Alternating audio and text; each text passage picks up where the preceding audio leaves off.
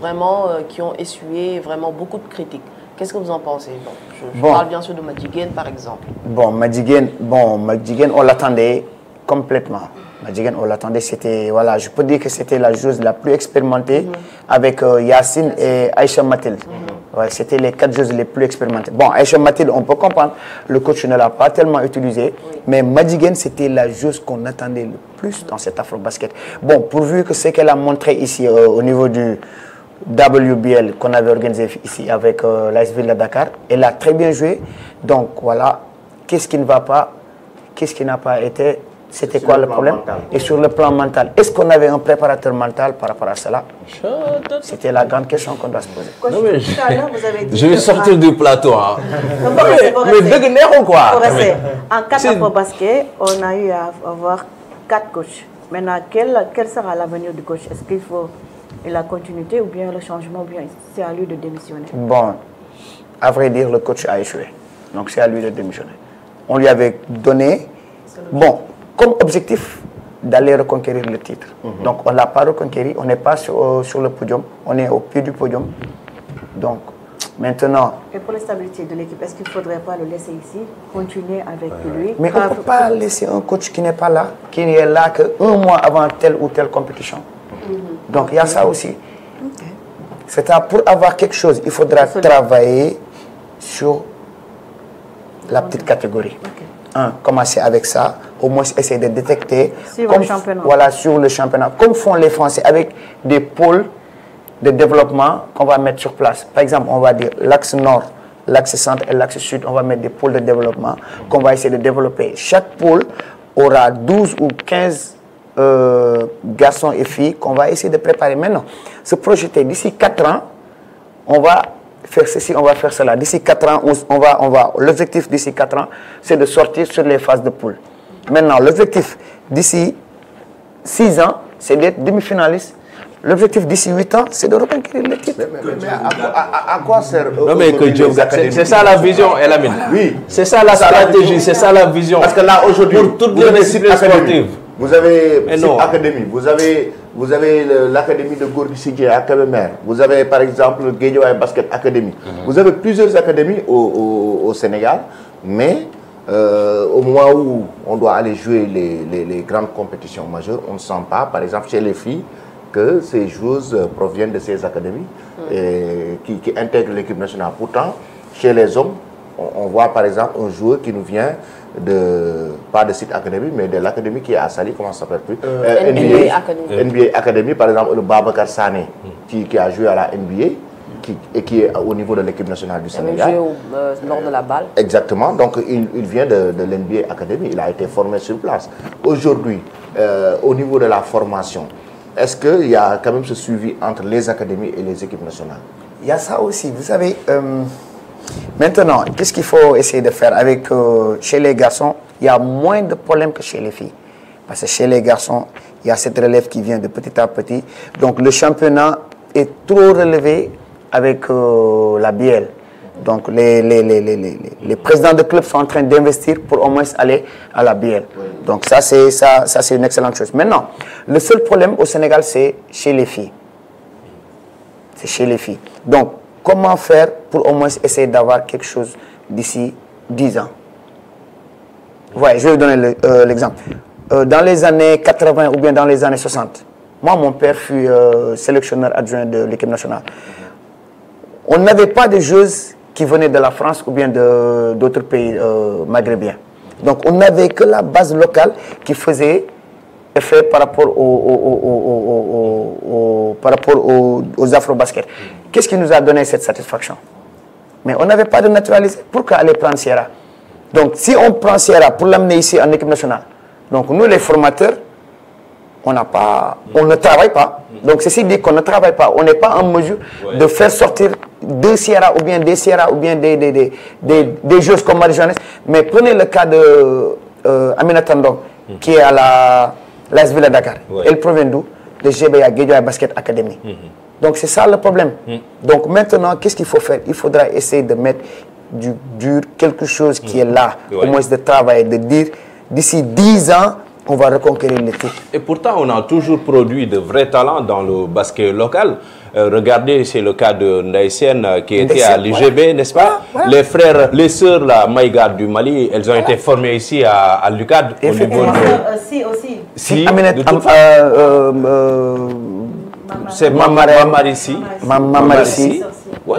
Mais on a toujours eu de talents formés dans le basket local. Cette année, c'était les 50 ans de l'afro-basket pour les filles, pour les dames, parce qu'il y a eu notamment les 50 ans de l'afro-basket chez les dames, avec depuis 1974, le Sénégal. Les premières dames qui ont gagné la première Coupe d'Afrique pour le Sénégal. La première Coupe d'Afrique, et sans oublier aussi les dames qui sont passées par l'afro-basket.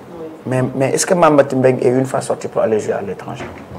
Et pourtant, c'est l'une des meilleures joueuses du Sénégal en afro-basket.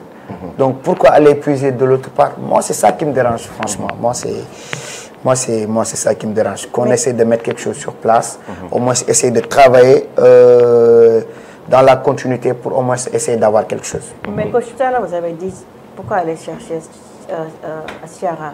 Mais s'il y a la bonne graine ailleurs, qui sont des Sénégalaises, comme ça se passe en football, les expatriés aussi, ils peuvent apporter quelque chose en équipe nationale. Mais, au fait, vous savez... il y a là-bas, ici au Sénégal. Mais néanmoins, il y a de très bons joueurs. Mais vous savez, Ciara n'est pas une Sénégalaise. Mais elle a été naturalisée sénégalaise. Elle a été naturalisée sénégalaise. Elle n'est pas sénégalaise de la meilleure joueuse sénégalaise. Elle est MVP dans cette compétition. Elle fait partie des Sénégalais. Oui, mais elle a été naturalisée dans son sens. Mais naturalisée. Elle est sénégalaise. Mais vous savez, après le match contre Nigeria, à la conférence de presse, on avait vu quoi? Est-ce qu'il y avait un Sénégalais? Non. Il y avait qui? Ciara et Otis. Il y avait deux Américains qui représentaient le discours de Ciara, quand même, était un discours d'un Sénégalais. Parce que qu'est-ce qu'elle dit? Ciara, après le match en conférence de presse, elle dit carrément, elle était en larmes. Oui, elle était en larmes. Elle était en larmes, elle dit qu'elle ne lâchera jamais, qu'elle ne va jamais abandonner et qu'elle porte cette équipe du Sénégal dans son cœur. Mais c'est normal. C'est la seule possibilité qui va la permettre d'être connue, d'être mondialement connue. Mais coach, à vous entendre parler, c'est comme si en fait vous êtes un peu contre le fait de naturaliser. Trop. Moi, je suis contre. Pour vous, en fait, c'est un échec de la part des formateurs ici? Effectivement. Donc, selon vous, on ne devait pas naturaliser Ciara? Non, on ne devait pas naturaliser Ciara. Mais il y a des joueuses meilleures que Ciara qui sont là au Sénégal. Moi, je suis pas. Mais est-ce que vous avez vu le football qu'on a naturalisé? Mais est-ce que le football. Non. On ne le voit pas parce qu'il n'y a pas de championnat. Mais est-ce que le football a naturalisé? Non. Est-ce que le football a naturalisé? Ça, c'est permis dans le basket. Le football n'a pas naturalisé, mais il y a des expatriés. Voilà, mais des expatriés. Des gens de formés au Sénégal. Mais de familles sénégalaises. Et surtout, moi, je comprends le fond de ça. Mais de familles sénégalaises. Ciara n'est pas sénégalaise? Ciara. Non, Ciara, elle n'est pas sénégalaise. Elle est américaine. Elle est américaine. Merci coach. Moi, je ne suis pas d'accord. Mais malgré cela, elle reste la meilleure joueuse de cette équipe. Non. Elle a tiré son épingle du jeu. Mais quelle soit la démarche de 5 majeurs. De 5 majeurs. Mais nous, on n'a jamais gagné d'afro-basket avec une naturalisée. On n'a jamais gagné d'afro-basket avec une naturalisée.